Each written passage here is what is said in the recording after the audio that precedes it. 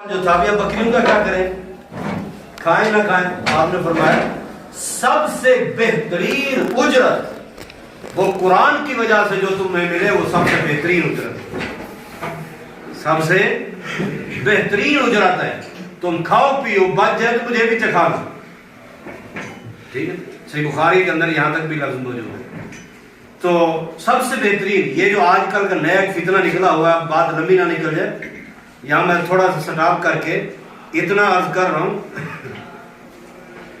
کہتے ہیں جی نئے نکلے ہوئے مسلمین کے نام سے جماعت المسلمین، کہتے جی قرآن پڑھانے کی اجرت، اذان دینے کی، امامت کی، نمازوں کی حرام ہے، حرام ہے۔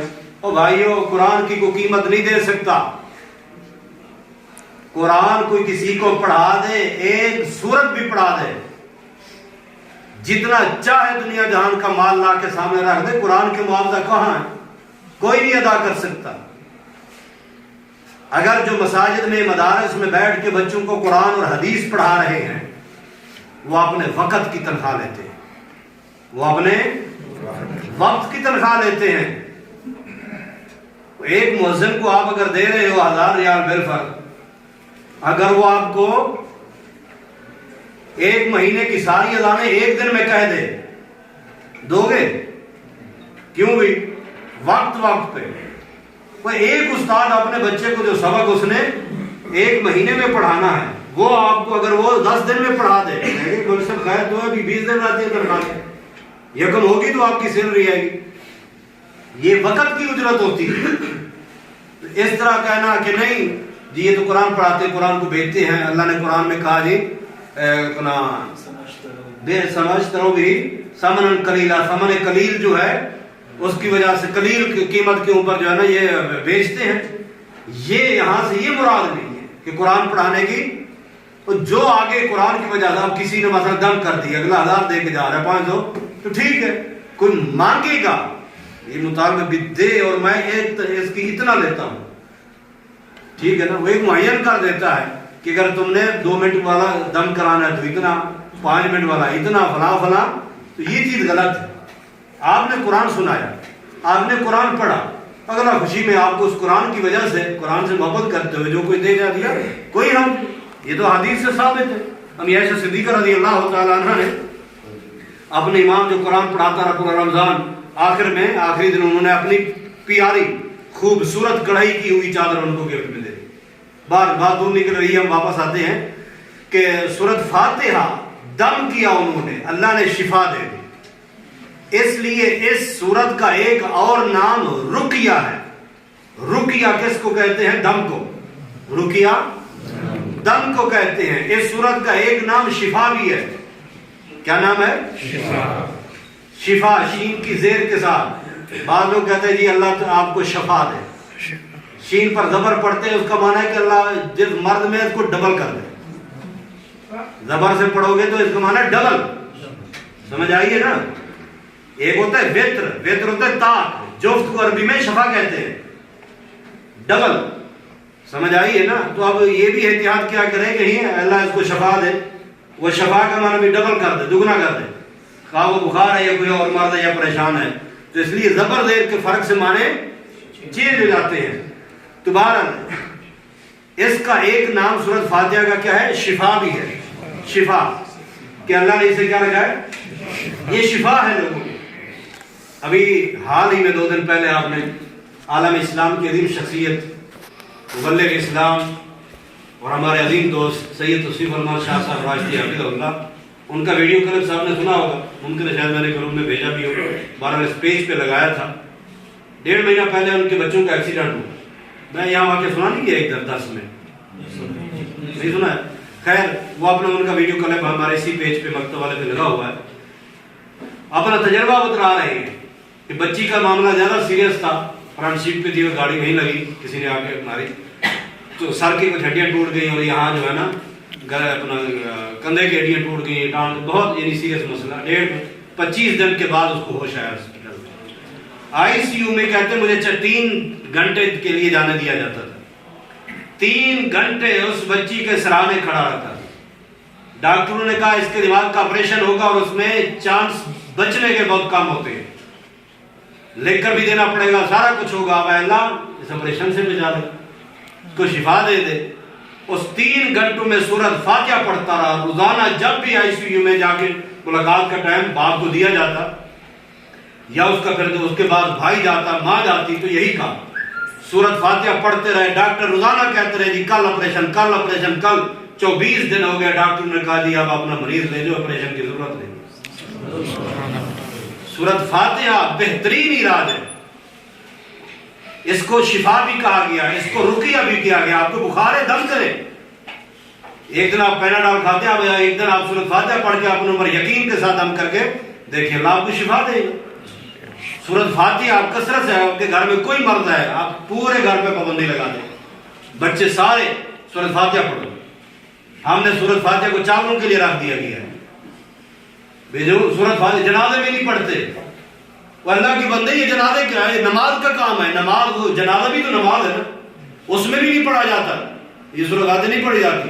ہاں جی بات آؤ جی درود فاتحہ کے لیے، آؤ جی فاتحہ خانی کے لیے، وہ بھائیوں جو اس کے فوائد ہیں وہ فائدے اٹھاؤ۔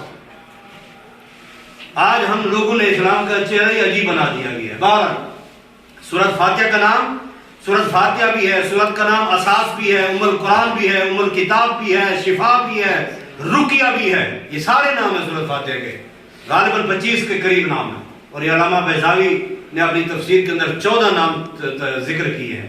ام الکتاب، کتاب کی ماں کہا جاتا ہے۔ اب کتاب کے جس میں سارے احکام موجود ہوں، ٹھیک ہے نا۔ اب فاتحہ، فاتحہ کا معنی کھولنے والا، یہاں بات لمبی نکل جائے گی۔ الغرض یہ ہے کہ سورۃ فاتحہ کوئی چھوٹی سورت نہیں ہے، عام بات نہیں ہے۔ اللہ نے ہر نماز کی ہر رکعت کے لیے جو حکم دلوایا ہے، خواہ امام ہو، خواہ مقتدی ہو، اکیلا ہو، جماعت ہو، خواہ وہ جہری ہو یا سری ہو، کوئی بھی نماز ہو بغیر فاتحہ کے نہیں ہوتی۔ نبی علیہ السلام نے فرمایا لا صلاۃ لمن لم یقرأ بفاتحۃ الکتاب، اس کی نماز نہیں ہوتی جس نے سورۃ فاتحہ نہیں پڑھی۔ یہ روح ہے۔ کیوں روح ہے؟ کیوں اتنی بڑی اہمیت؟ ہاں اس لیے نبی علیہ السلام بیٹھے تھے، صحابہ کرام بھی بیٹھے تھے، سیدنا جبریل علیہ السلام وہ بھی سامنے بیٹھے، سیدنا جبریل علیہ السلام بھی نبی علیہ السلام کے ساتھ بیٹھے، وہی کو ہی لے کے آنا ہے۔ اتنے میں سمع نقیض من السماء، سمع نقیض من السماء، بعض روایت میں من فوقہ، کہ اچانک آسمان سے ایک دھماکے کی آواز آئی جیسے پرسوں ہوئی۔ تو اب جو ہی دھماکے کی آواز آئی ایسے، تو آپ صلی اللہ علیہ وسلم نے فرمایا جبرائیل یہ کیا ماجرا ہے؟ اوپر خیر تو ہے، تو یہاں بیٹھا ہے، تو اوپر کیا مسئلہ ہے؟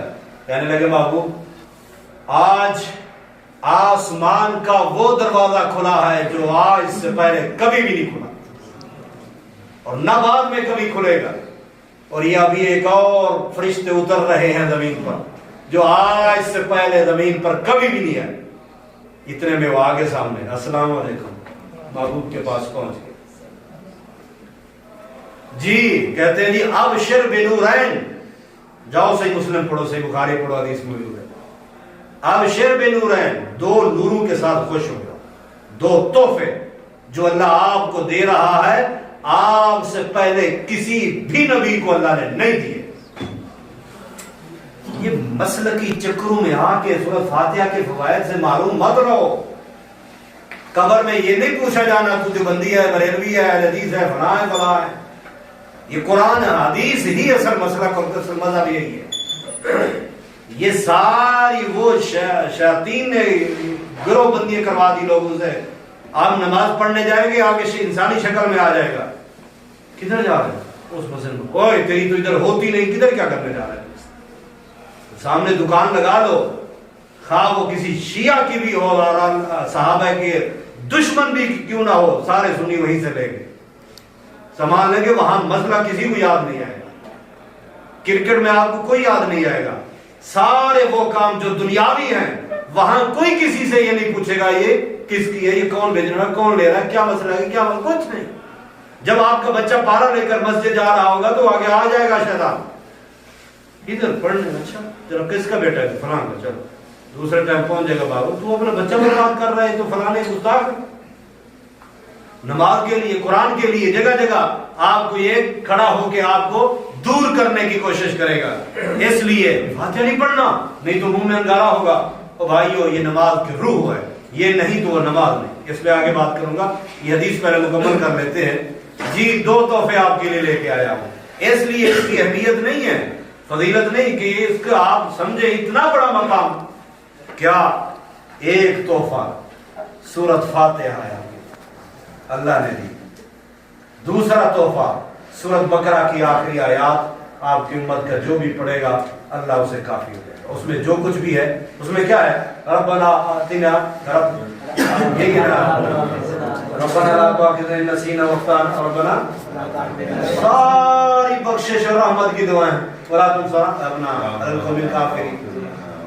یہاں تک یہ آخری 2 آیات یہ تحفے میں.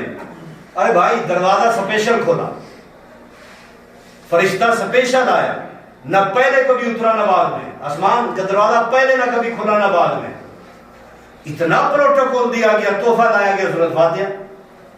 سورۃ فاتحہ اتنا اہتمام اور پروٹوکول کے ساتھ اللہ نے سپیشل بندہ بھیج کے اپنا قاصد بھیج کے سورۃ فاتحہ تحفے میں دی ہے. یہاں 10 سیکنڈ کی بریک لگا کر ایک اور مسئلہ سمجھاتا ہے.